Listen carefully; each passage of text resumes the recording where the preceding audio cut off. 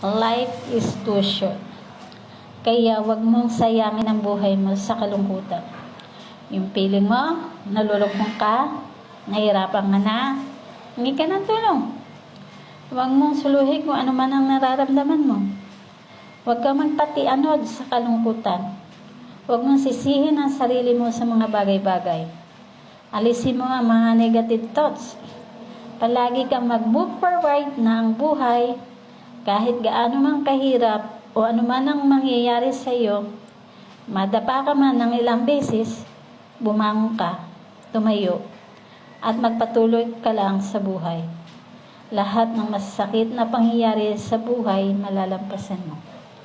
Ngitian mo lang. Tuloy ka ulit sa buhay. Piliin mo yung mga bagay na nakakapagpasaya sa iyo. Kasi ang importante, kahit mahirap, ay napaka-challenging ng buhay. Enjoy mo na lang kasi napaka-iksi ng buhay. Tapos, uubusin mo pa ito sa mga negative thoughts.